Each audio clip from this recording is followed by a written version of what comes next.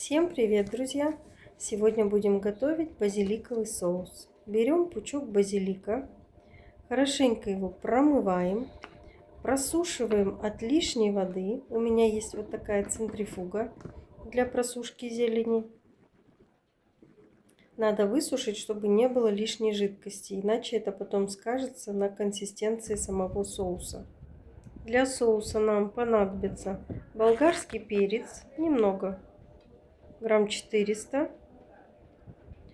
сладкие спелые томаты, где-то 700 грамм, пучок базилика, я добавила еще другую зеленушку, можно не добавлять. Также нужен будет сахар, соль и горький перец.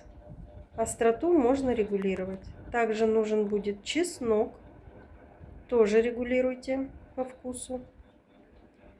И луковица одна большая, порезать мелко для обжарки. А еще не забудьте поставить на стол букет вот таких прекрасных роз. Для настроения букет. Помидоры нужно измельчить в блендере.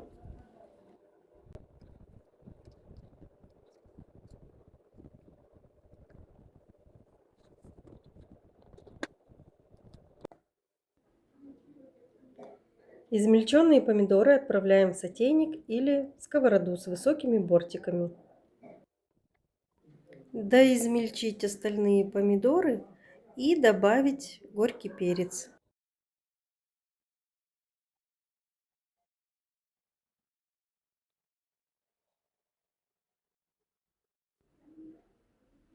Добавить соль. Добавляйте понемногу. Лучше досолить в конце.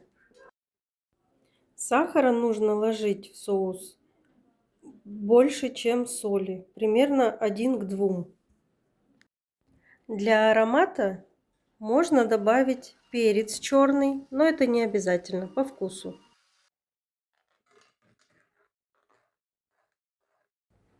Мне показалось, что перец я измельчила довольно крупно, поэтому я решила его сделать мельче, порезать помельче кусочки. Отправляем лук и перец в духовку запекаться. Перед этим не забудьте сбрызнуть овощи маслом. Пока овощи будут запекаться в духовке, я займусь базиликом и петрушкой. Нужно отделить листочки от жестких стеблей. Можно, конечно, использовать и их, но я решила их не использовать.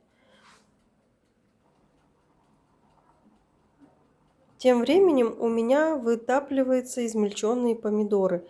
Как раз таки для того, чтобы удалить лишнюю жидкость.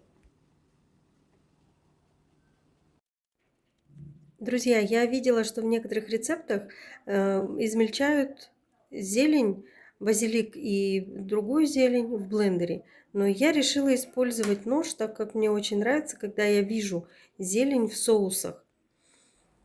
Тем временем запеклись овощи уже. Их мы отправляем в блендер для измельчения. Сюда же закидываем несколько зубчиков чеснока. Запеченные овощи и чеснок нужно передробить блендером.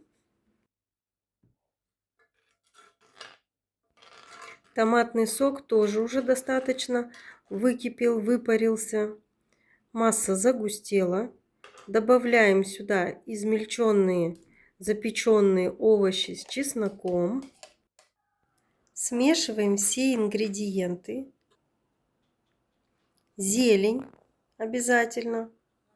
В данном случае базилик и петрушка. Отправляем это все на плиту, чтобы довести до кипения. Долго не надо, иначе может быть потерян вкус базилика. Пусть прокипит немного. На всех этапах обязательно пробуйте на соль, на сахар и на остроту. Посмотрите, какой вкусный, красивый, аппетитный получился соус. Подходит к любым блюдам, мясным, а также пельменям, мантам, хинкали и так далее. Аромат данного соуса просто не описать словами. Попробуйте, и вам очень понравится.